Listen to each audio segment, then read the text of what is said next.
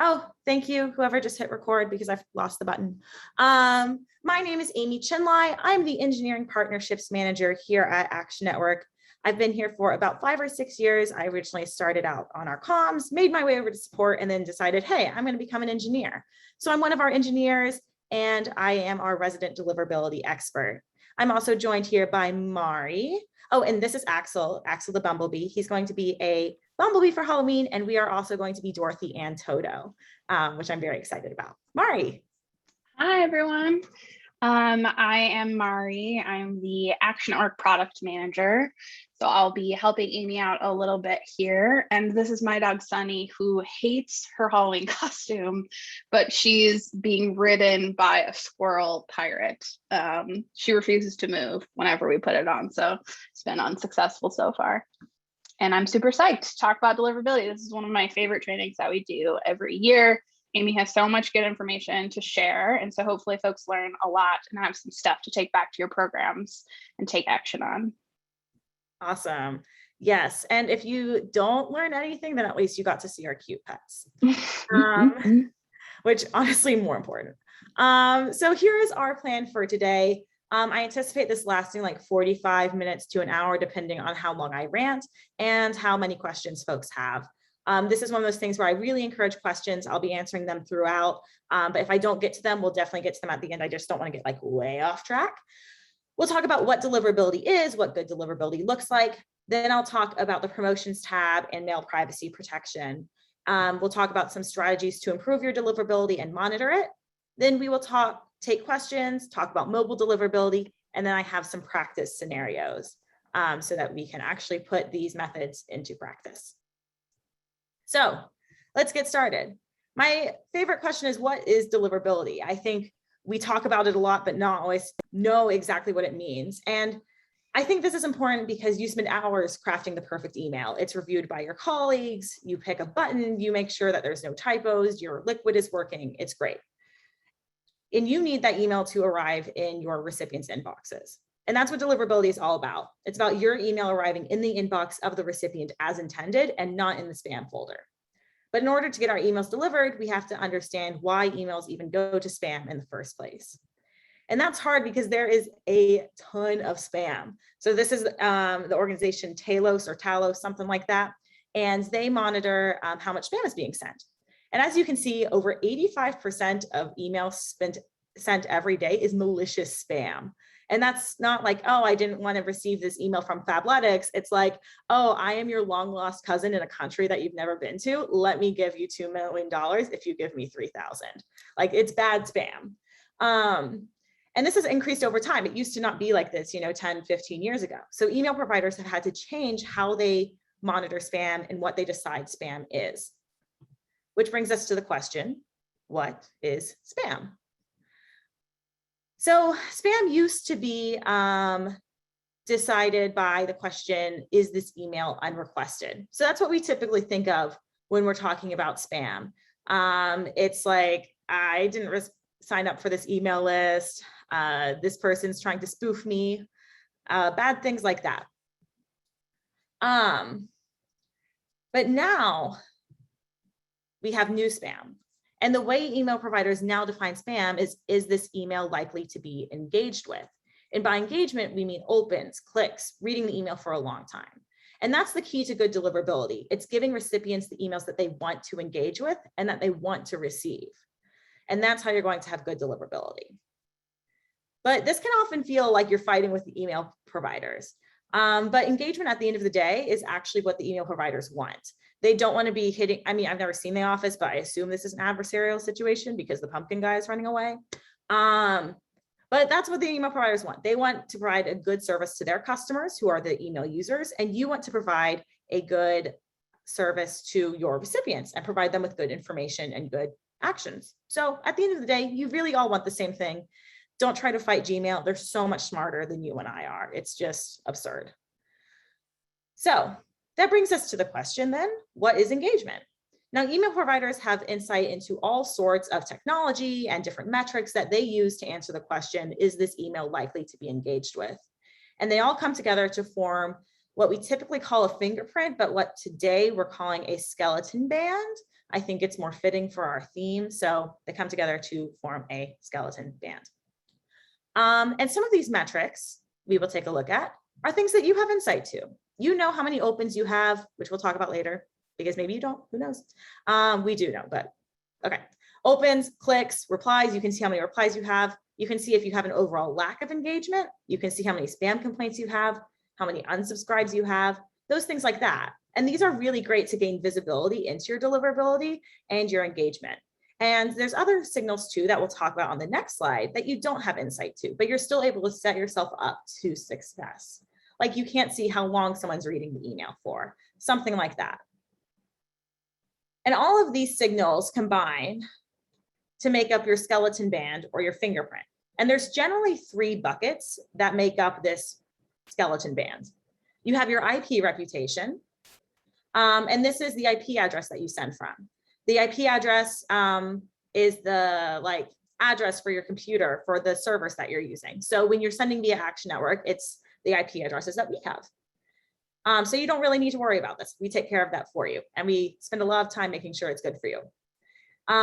There's content reputation. This is something you 100% have control over. This is what you send, what kind of content you're sending. You know, are you engaging your recipients? And there's other things too, like is your HTML clean? One thing that is always kind of sad is when people are first learning how to code emails, they might end up seeing some emails go to spam because they're missing like a closing P tag, or they didn't close an href tag or something like that, where they have bad HTML. And that's a really big signal to email providers that this email could be spam, and they might end up in the spam folder. So make sure that your HTML is clean and any extra stuff in there isn't being flagged as spam. Another big thing with your content is those tiny URLs or bit.ly links. So the way these work is when you click on them, you're taken to like the bit.ly site, and then you're redirected to whatever site you're trying to end up on. Because that whatever site you end up being on is masked by the bit.ly link, you have no idea when you send the email providers don't know where that bit.ly link is actually going to end up. So they end up sending these emails to spam a lot because they don't know if that link is malicious. So never use these in an email, please. And domain reputation. So these are the things that you also have control over. Your email authentication, which we'll talk more about. This is the email address that you use in your reply to that you send from. And also is your authentication setup. All these good things make up your domain reputation. So this slide is one that I encourage you to take a screenshot of, and we'll also be sending out a recording. So like you can take a screenshot of it there if you want. But these are some metrics that provide a good insight into whether your deliverability is on the good side or on the bad side. Now, I will note that I would not use these open rate ones for email as it is. I think this is a good metric if you were looking 2 months ago or longer before mid-September, but these have changed at this point. So this is like comparing old metrics, but the clicks, the bounce rate, the unsubscribes, and the spam reports, these are all still meaningful. Opens, we will talk about. But this can give you a good idea of the stats for your email program over a 24-hour period. So this is not just per email, it's rolling. And I also want to know that these don't necessarily mean it's a good click rate or a good open rate. Depending on the type of email you're sending, the content, what your ask is, the click rate might be a lot higher, or like as we know for donations might be a bit lower. So this is just kind of aggregate over that 24-hour period. And always pay attention to unsub rate and that spam report rate, because that gives you really good insight into if your content is actually wanted. So before we move on, I always get this question, and I like to do it right off the bat because I know I'm going to get it, is what about the promotions tab? So a lot of people think that the promotions tab is the same thing as the spam folder. It is not. It is not at all the spam folder. The promotions tab actually helps you. So way back, it wasn't way back, it was like 7 years ago, or 5. I'm bad with numbers. Back when Gmail decided to create the promotions tab, it was because their users get over 120 emails a day, which I'm like, I get a lot more than that, but sure, you can be overwhelmed by your 120. So they decided to use algorithms to dissect the content and patterns between users and sort them into these primary, social, and promotions tabs, or many more. And Keep in mind, these are only used by 1/3 of Gmail users, and they're actually a good thing. They actually increase engagement, which of course is one of the key drivers of email deliverability. The promotions tab sees an average open rate of around 19%. That was before mail privacy protection, but as we know, 19%, if we look at the last slide, whoa, is above the good. So 19% is good. And for frequency of use, over 45% of surveyed Gmail users use the promotions tab every day, at least once a day. So it is not purgatory. It is not a bad thing to end up here, because honestly, people are, when they are looking for your email, they'll go to the promotions tab. It's not evil. And honestly, there's nothing you can do about it. There's this really good blog post from SendGrid. If one of my fellow panelists wants to track that down and send it, where they tried to beat the promotions tab and tried to get their emails from the promotions tab to the primary tab. And it did not work at all. And these are like the smartest people in email deliverability. And they had to completely strip their email of any links, of any images, of anything that actually makes your email engaging to make it end up in the promotions tab, which is not worth it at the end of the day. You're going to see a huge decrease in engagement if you do those things, and they didn't even get it to work consistently. So it's not going to work. So promotions tab, it's not purgatory, it's fine, you'll get over it. Are you with me so far? If you are, type boo in the chat box, and I'm going to go through some questions that I have. Okay. Yeah, so Amy, you see the ones in the Q&A are about HTML, so like clean HTML for the drag and drop, and then just explaining what it is. And then I have one more question that Cool. I can tell you after. Okay, so I'll do the drag and drop one first. So the drag and drop, because of the way that's built, that's automatically creating the HTML for you. And we use a plugin from another organization for that. And it works very well. It's not going to give you any bad HTML. And by bad HTML, we mean anything that is not validating. So if you don't have like a pair, so like in HTML, you know, you have your paragraph opening tag and your paragraph closing tag. If you're missing one of those tags, that's bad HTML. So the email will still send, but it's not going to pass like any like clean HTML tests because it's not properly done. So generally just one thing I like to do if it's like a longer email is I'll go through and like my text editor like Atom or Visual Studio Code or any of those other things. I'll just do a Control F and search for every P tag and make sure it has a matching closing one, every href tag, and make sure that it has a closer, and make sure that everything matches up.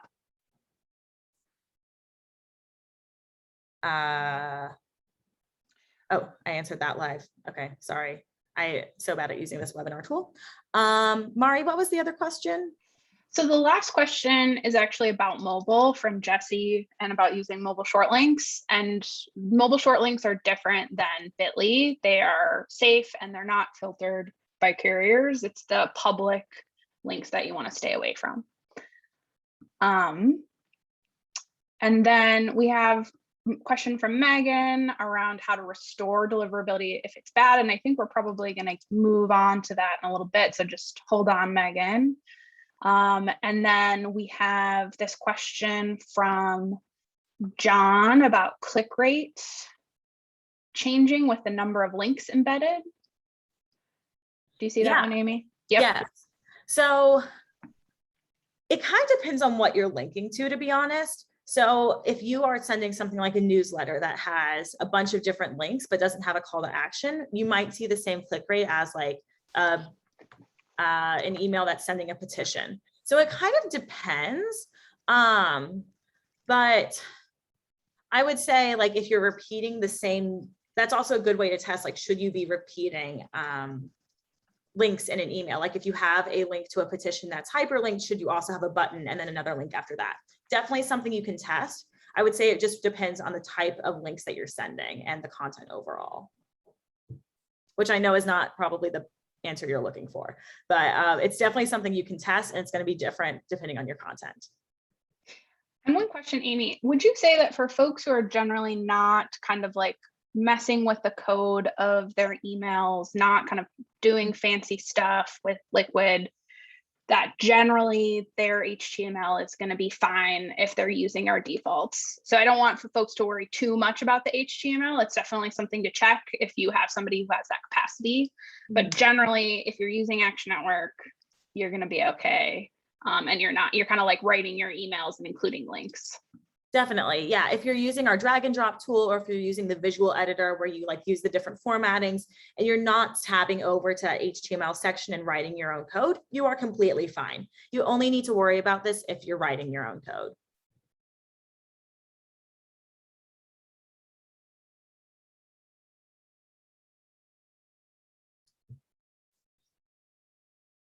Okay.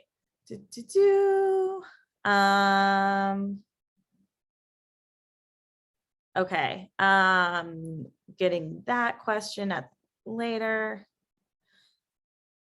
So Diane asked, what about removing formatting? So we don't really do plain text emails, and honestly, they're not going to help your deliverability. There's not really a big difference there. So I would just send the normal emails that you're going to send. If you want to like try different formatting, you can like do some testing, but generally plain text is not going to get you anywhere as far as deliverability is concerned. Jennifer asked if using a custom email signature with a logo or a picture gets flagged as spam. No, you can totally do that.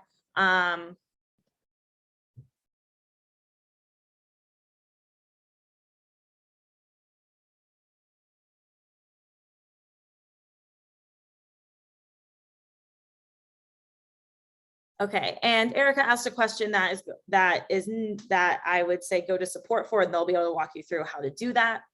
But you will unfortunately have to do some uploads. And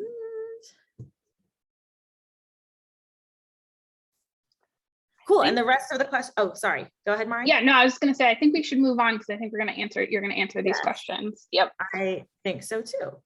Cool. So now let's talk mail privacy protection. So story time. In late September, Apple launched iOS 15, iPadOS 15, and macOS Monterey. And we've known about these changes for a few months, but there's a really important feature in there called mail privacy protection. Mail privacy protection, I'll also say MPP, so I don't stutter every word, prevents senders from knowing when a recipient opens an email, and it also masks the recipient's IP address. And they do this by preloading the email, which shows false opens. So anyone using the native mail app, so not like the Gmail app, but that like blue icon on your phone, is going to show as an open if they opt into this, regardless of whether they actually opened the email or not. So the way this works, and a lot of you, if you have an iPhone, you've already encountered this. So the first time they go to the mail app, they'll be prompted to opt into my mail privacy protection. So this is kind of similar to that iOS 14 update where it asks apps not to track, which you probably see still if you haven't used an app in a while. We saw about an 87% adoption rate with that. So this will probably be just as high, if not higher. So some background on how this technically works. For opens, there's a little transparent image that we, Action Network, place in your email. And when the image loads, that's counted as an open.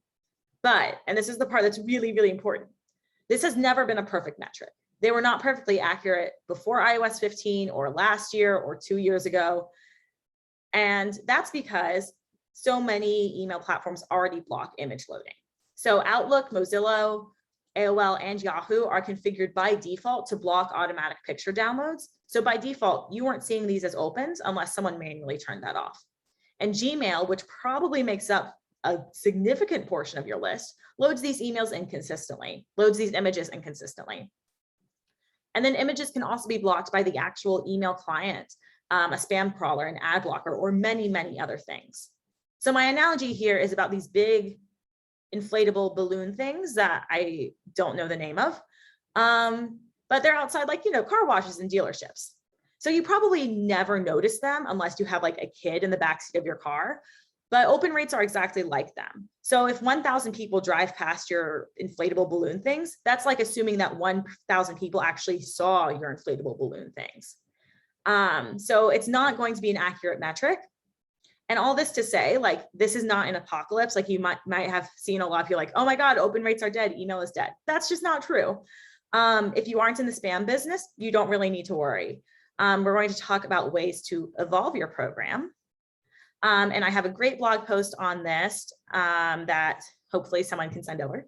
But mainly what you need to do is update your metric thresholds and make some programmatic changes. And we walk you through them in the blog post. It's easy enough to do. So the first thing is to monitor and improve your deliverability by driving clicks. So for this, I really recommend doing low bar actions, like sign a birthday card for our executive director or our candidate, or sign this petition to end the bad thing, or update your address information, or something like that. Or we want to send you like a birthday card, like put your address in here, something like that. These low bar actions are really important, not only because they're going to help your deliverability and help you monitor it by driving clicks, but also there's a lot of people on your list probably that, especially during a global pandemic, don't have the ability to donate. So if you're running a fundraising based program, it's really important to include people in your actions and make them feel like a part of your team by using low bar actions. So in addition, you should focus on other metrics like clicks and actions, like I said, and you should also adjust your baseline for what a good email is in your subject and from and preview testing, because your open rates are about to be inflated by a certain percentage. So you've already probably seen this. I'm seeing people's lists open rates go up from like 5% to over 40% increase. So they can definitely vary by the makeup of your list, but you need to adjust what your threshold is and what you consider a good or winning subject line to be, so that you're able to continue doing subject testing. Also, we recommend updating your actives queries to account for more than just opens. So like I said, these were never perfect to begin with. So hopefully you already have clicks in there, but it's a good thing to double check. In your re-engagement campaign, which we'll talk more about, you should add a low bar action in there. So you can say like, oh, click here if you want to continue receiving emails. And it doesn't necessarily have to be a form, but even that click will be good for your deliverability and help re-engage that person. And one metric that I really like that I forgot to put on this slide is from SendGrid or Litmus, one of the two. And it's called the email quality score. So that is, I'm going to throw it in the chat. It's one minus the number of unsubscribers divided by the unique clicks times 100. So I would recommend doing this for some emails before mail privacy protection, and now after, and as people continue to adopt it. And this will give you a good idea, not using opens, of that email quality. So it's a good thing to monitor. And of course, that's going to, especially in the nature of what we do, it's going to change for actions, for different call to action. So your fundraising is probably going to see a lot lower unique clicks than like a sign your petition call to action. But as long as you keep track of that, I think it's a good metric. So I know that was a lot. Any questions about mail privacy protection?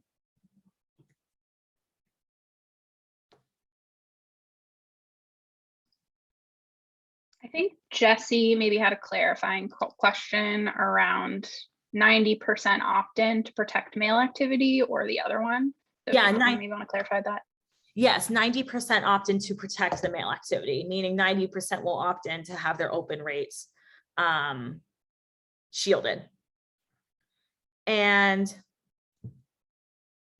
Megan asked if we can say more about these universal action or low bar actions ideas. This is another thing where like I totally pull from the knowledge of this community. I know we have some really awesome emailers on this call. If y'all have used any low bar actions that you want to throw in the chat, please do. My favorites are the DNCs because they do a lot of birthday cards like Kamala Harris and Joe Biden, and that just always makes me happy. Other things that I've seen them do that I like are like vote on this sticker, whichever sticker you like more, we're going to create, and then you can buy for a donation of $5, stuff like that. Devin asked if emails sent before the iOS 15 rollout are impacted. So any email coming in, this will apply for. So it's probably not going to affect your open rates from emails past because of the way they have it set up. And then We have a question from Norman about kind of like how quickly he can sometimes see clicks after sending an email. I think from my perspective, this can be a combination of things. Like some folks are quick in their emails, and like if you have a big list, then you do have people who are opening and clicking right away. And then it's possible there are also some bots who are looking for specific link types and then clicking them. So some of it could be not real volume, but I think that's probably a lower percentage than folks who are just actually opening their emails and clicking. Yeah. And then a question about the email quality score. Yes. So I put that in the chat because I think that's going to be easier than me trying to say a equation again. Let me find I'll find a link to an article and send it in the follow-up email that discusses it a little bit more. But yeah, it would go for each email that you're sending. So every email that you send, you would calculate this, like if you track your open rates in like Excel or whatever, you would just add that column in there. Okay, Anne asked about sending low bar actions because they're afraid folks will think it's spammy. I think it depends on your list. Like some folks would really like that. Some people might not. Definitely something worth testing. There's a whole range of low bar actions you can do. I would recommend signing up for some lists. Like I think Rashida Tlaib does a really good job of this, of doing like surveys of like, what do you think our priorities should be for going into 2022? I think that those are also good ways to encourage clicks.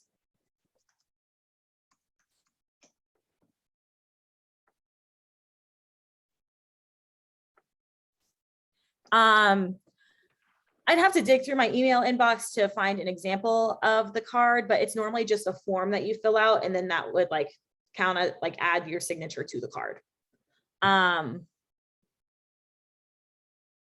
Yes, that's the equation, the 1 minus unsubscribers divided by unique clicks times 100. Yes, I love the are your details up to date. That's a good one. Yeah, definitely, like Doug said, read, share an article, watch a video. That's good as well.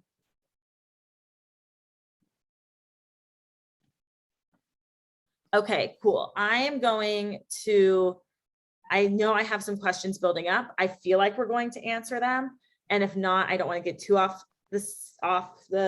my railroad track thing, that analogy. So we're going to move on to how we improve our deliverability. Let me close some tabs. Cool. So now that you know where you stand, what are some steps you can take to improve? So the first thing we talk about is sender authentication. So what does this mean? Actually, I want to show that GIF because I think it's cute. So sender authentication is validating that your organization, you are the ones that are sending this email, and that it's not someone pretending to be you. Inbox providers can then verify that the sender is just who they say they are. And there's two ways that you should do this. The first is with DKIM, which stands for Domain Keys Identified Mail. You don't need to remember that. There's not a pop quiz. This matches your domain to the emails that you send. So how you set this up, you email us at Action Network Support, and we send you a public key that you then install on your domain. Once you do that, ta-da, it's set up, and it will be in every email that you send using that domain in the reply to. The other is Sender Policy Framework, SPF, which defines the email addresses that the IP addresses that you can send from. We have a help doc that explains that for you.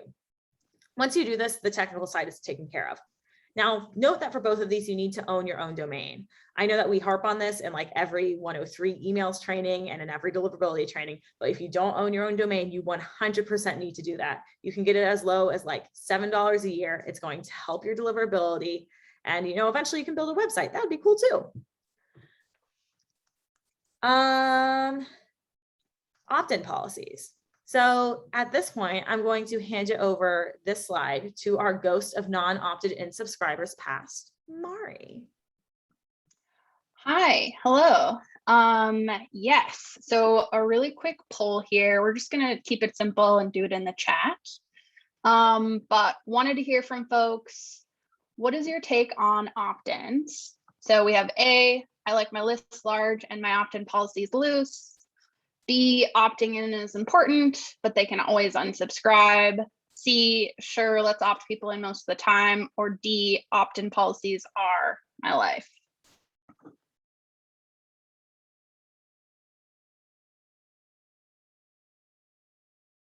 So go ahead and put those in the chat.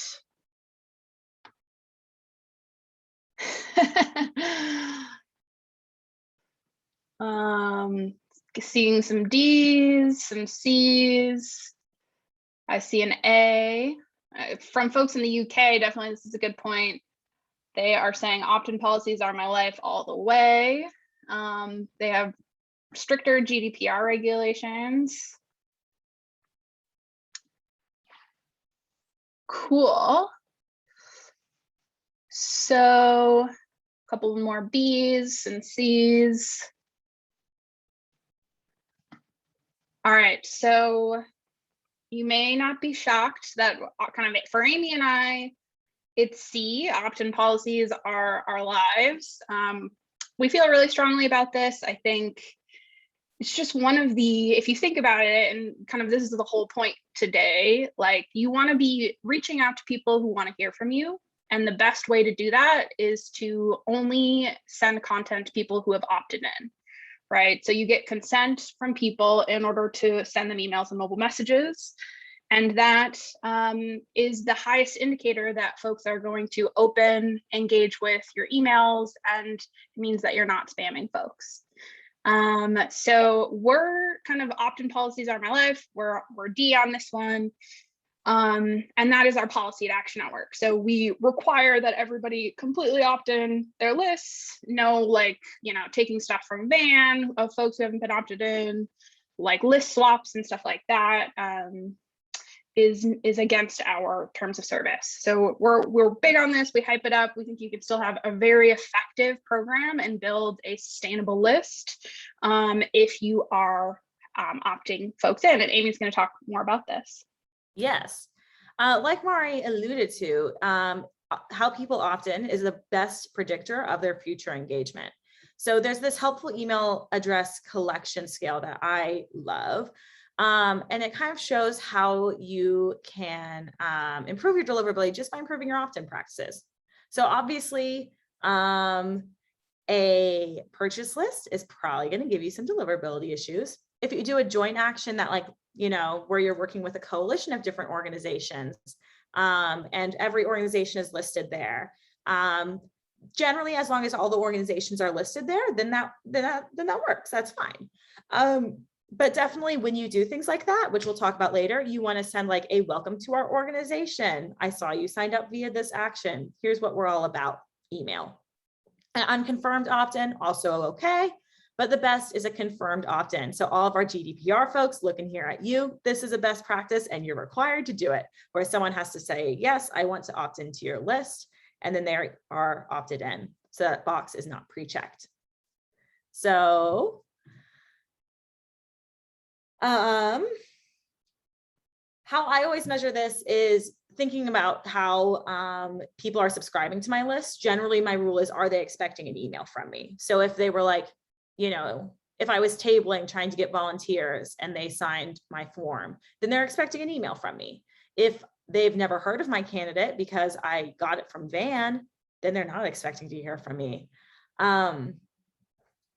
So I always think that who you send to is also important, because I hate breaking it to everyone, but like not everyone wants every email you send all the time. I'm sure your emails are awesome, but you want to send the content that people want to receive. So before you send an email, ask yourself, do they need to receive that email? If you have no news, don't send a newsletter. Do they want to receive that email? Does it normally get engagement? Do people actually click on your links? And those are good indicators of how to improve who you send to. And I also want to touch on joint actions here. So sometimes these are referred to as list swaps. I prefer to use the term joint actions are the correct way to do a list swap. So this is a joint action with a transparent ask. So it's something that's coalition sponsored, partnered with a sister organization. So generally you'll have this action that's like, hey, I'm working with these 5 other organizations to get a bunch of people to call their senators. Click here to do that. Once they do this and they are opted into those organizations, your very first thing that you should do is send them a welcome email. Introduce your organization and include a clear opt-out mechanism. So of course, in your Action Network emails, the unsubscribe link is at the bottom. I also recommend putting one in the body. We have a clip to do that. So you just put it in there and say, okay, great. Like if you want to unsubscribe, it's in the body too. And you also want to slowly increase your sending frequency to these folks. I recommend adding a tag to every person coming in through a joint action that you have. And that's very easy to do with ladders. So our next strategy is a source-based welcome series. This one is a little more advanced. If you just do a plain old welcome series, that's fine too. I think source-based is a little more fun. The whole idea of this is that you want to greet your subscribers with a relevant welcome. So greet your people on what they're interested in. So if people signed up to volunteer, say, here's 5 resources to volunteer. If they just signed your general, like, join our email list form on the website, you can say, thanks for your interest. Here's why volunteering or giving or checking out this campaign we're working on is a great idea. Again, driving those clicks. And if you're doing a joint action or something like that, then you want to send an email introducing your organization, saying, we'd love to have your support. Here's why, join our movement. As a best practice, you need to include a call to action so that you're engaging those clicks. And this is also something you can automate using ladders. So we actually have templates for these set up now, which are really cool. So when you go to create a new ladder, you can, instead of doing all this by hand, it does it for you, which we love. So when someone's subscribed, we wait a day. You don't even have to wait a day. You can do it immediately. And then you can say, okay, did they subscribe via a joint action? And if they did, hey, here's more about us. Did this person subscribe via signing up to volunteer? Then send them more resources. And if they subscribe via your website or anything else, then you say, welcome to our organization and some more general information. So welcome series are great because it also gives people right off the bat and the email providers an idea of how they're going to be engaging with your emails. So really work on these. One of my favorite things to do is use the randomizer feature on ladders to test your welcome series so you can see what content people are engaging with the most and optimize for that. Strategy number 4, a reactivation/re-engagement campaign. And these are important because of sunset policies. So a sunset policy is automatically unsubscribing people who haven't engaged in a while, because of a lack of engagement is the best way to see if someone doesn't want your emails anymore. And of course, if they're unengaged, it's hurting your deliverability. Now, I always get the question, when do I remove these inactives? How many days, how many months, how many, God forbid, years? So the anti-spam team at Hotmail said that sending to recipients who haven't engaged in 6 months is the kiss of death for your reputation. 6 months is a whole lot longer than most people realize. And I'm sure a lot of us in this room have sent emails to people who haven't engaged in 6 months. But keep in mind, the average lifespan of an email is only 3 years. So 6 months in the span of that is really not that long. And if they're unengaged with you and they've been on your list that long, they're not going to re-engage probably. But that's why we have a re-engagement campaign. So with your re-engagement campaign, which we also have a template for ladders, whenever someone receives an email, we'll wait a period of time and then see if they've engaged. And if they have, then they go through the ladder again for the next 120 days. And if they haven't, then we say, hey, are you still there? And we'll want to give them a low bar action that encourages them to click. And then we'll wait again, see if they still haven't engaged. If they haven't, we'll unsubscribe them. So one thing to keep in mind here is how this will change with mail privacy protection, because again, you will have people that are showing as opens that haven't actually opened your email. So this is why before it came out, we encouraged tagging your subscribers to see who has opened in the last 6 months so that you can keep track of them, and also people that are more recently active in your group. For now, we are recommending that you keep opens in this decision step and count that as engagement, because there's a lot of people that don't use Apple. There's probably at least half your list is not using an iPhone or any Apple product. So you might be safe there. This is also something you can test and see if you should include the opens or not. But for now, we're still using opens. Definitely something you can test. I would say you're still safe to only do clicks as long as you adjust those emails to optimize for clicks. That's probably what I would do. So let me do some questions and then we will get to the practice section, and you can stare at this GIF in this meantime. Okay. Question that we have left here is from Preston. So does open count as engagement? So if people read but do not click, will they get unsubscribed?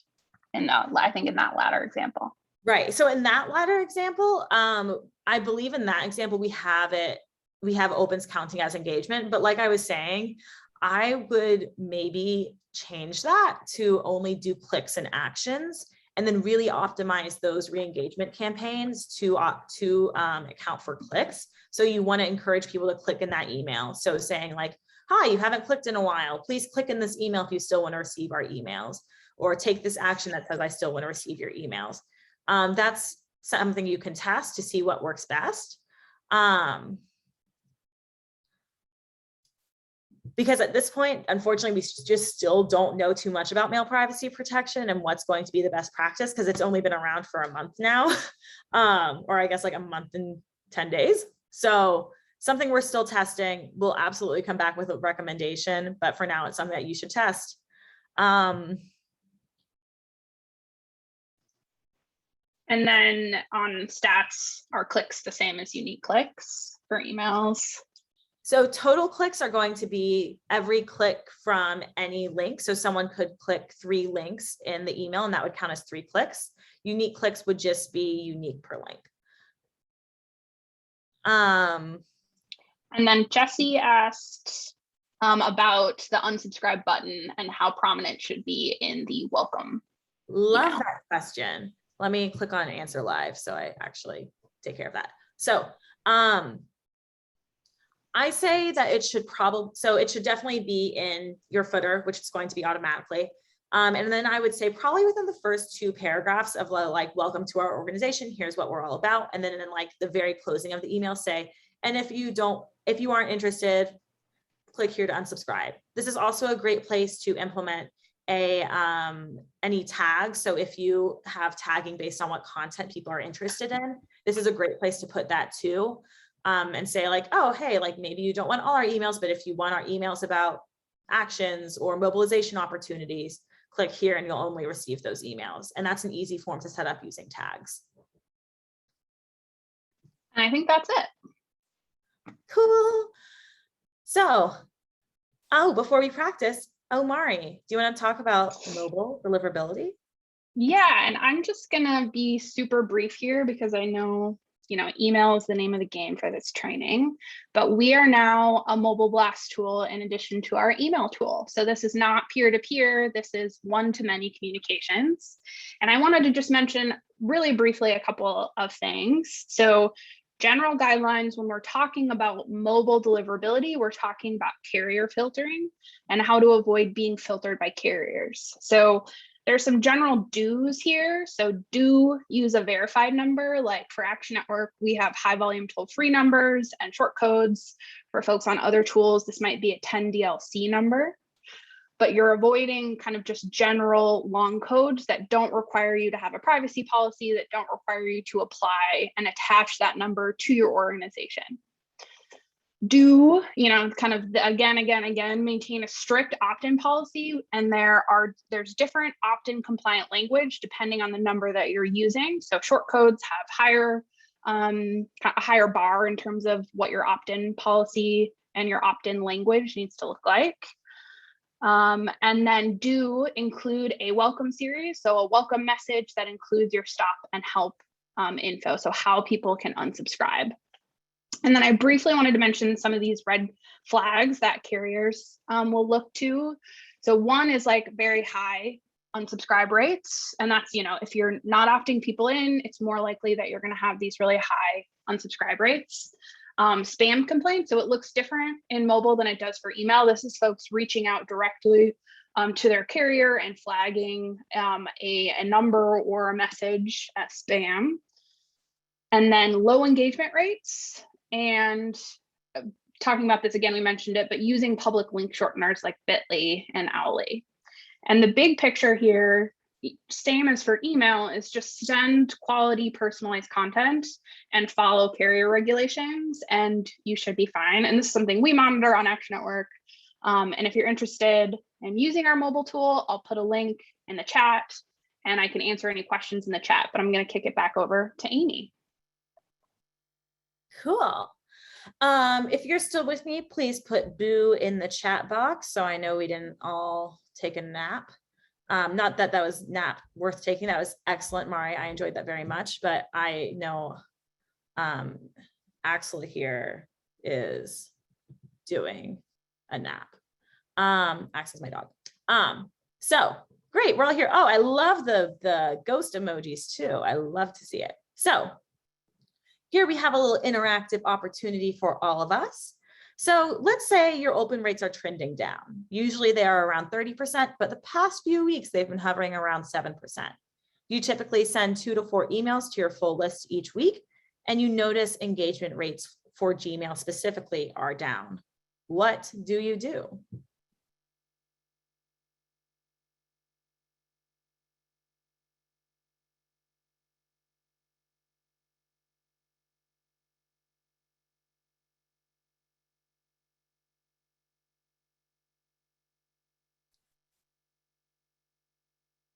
And even if you're not confident in your answer, I encourage you to put it in the chat box. We're all here to learn.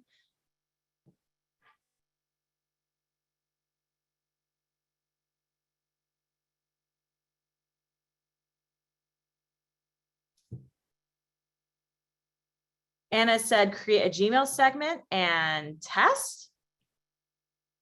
Yes. Oh, sorry. So many things are coming in now. Okay. Also send to a Gmail that you control and see if it's going spam. Cool. Yeah. So definitely what you want to do, like Anna said, is to segment your Gmail users off. So what I would do is use the field values targeting, and then you'll just only send to Gmail users, and only send to your most engaged people. Yes, like Kathy said, you want to weed out your people who haven't engaged in several months. So go ahead and remove those inactive so that Gmail knows and can see that you're no longer sending to those people. And as Billy said, definitely only send to people who have engaged with your email through clicks and actions for a while. That is great as well. Definitely, like Molly said, change up the content to see if different messages are more engaging. Absolutely. These are all awesome answers. So yeah, overall, segment out your Gmail users, send to the people who have been most active on Gmail lately. So if you send 2 to 4 emails a week, maybe send to your people that have been active only in the last 14 to 30 days and slowly build it back up from there. Ooh, Amy, can I interject briefly? Yes, we got a couple questions about tracking your engagement rates by email provider. And we actually have a feature coming on the roadmap that we're super excited about. So stay tuned. We'll have a way to do this a lot easier in the next couple of months.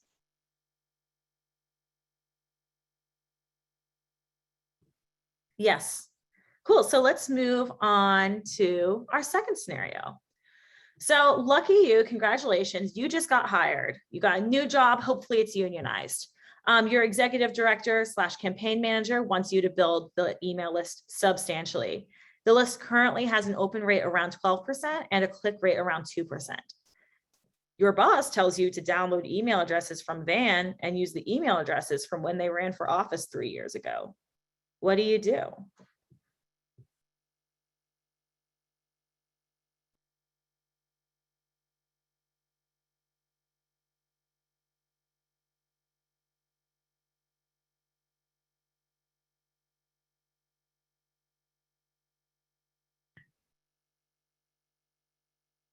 Correct answer so far. You say no.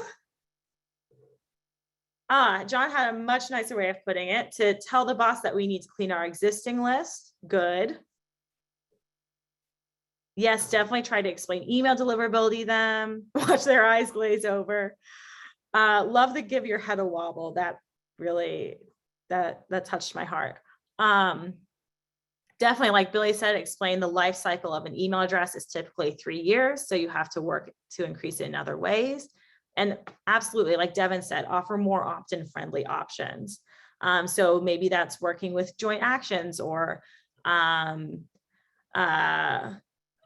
doing more, wow, my brain is not working, acquisition ads, things like that. Absolutely. And do, definitely have a re-engagement campaign if you haven't already set it up. Cool. So that is it for my scenarios. So I like to always boil down this deliverability training into 3 things because I know we go over a lot of content. Sometimes I talk fast. What I want you to take away is that the key to good deliverability is engagement. Engagement is the name of the game. Second one, a smaller, more engaged list is better than a massive unengaged list. And 3, send the recipients, send the emails your recipients want to receive. That's how you're going to get good engagement, and that's how you're going to improve or maintain your deliverability. So I will send out an email with this recording so that you can always listen to the sound of my voice whenever you want to and look at these amazing gifts like this puppy coming out of a Halloween bucket. I will send those resources that I mentioned to the deliverability guide, the mail privacy protection blog post, and the SendGrid blog post and GDPR stuff. And yeah, that might be it. But I will stick around to answer any questions. Mari and I believe will be doing that. Right, Mari? Of course. Thanks. But if you need to hop off, please feel free. If not, we'll stick around and answer questions. And I would say too, I put the link to Amy's deliverability guide in the chat a couple of times. It is a fantastic guide and it goes through a lot of this in detail. So I just put it in there again. So definitely check it out. I know this is a lot of information. So if folks are kind of just getting started on your deliverability journey, check that out and think there's some like easy ways to improve your deliverability and some like beginner strategies that Amy identifies. Mm-hmm.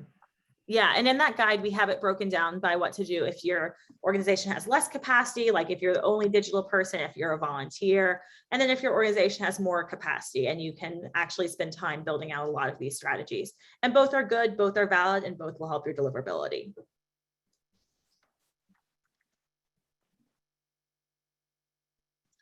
Great, glad to hear it for folks who found this helpful. That is a joy to hear.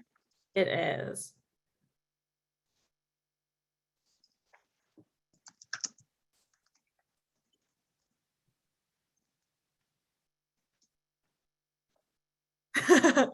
Yeah, have fun walking the dogs. It's raining here in DC, so my dog did not want to go on his walk this morning at all. And then he decided to roll his wet dog fur all over my couch. Love to see it. You do. Cool. Well, if there's no more questions, I guess we will go ahead and end the webinar, but thank you everyone so much for joining us. I hope that you learned at least 2 or 3 things, and please be in touch if you have any questions.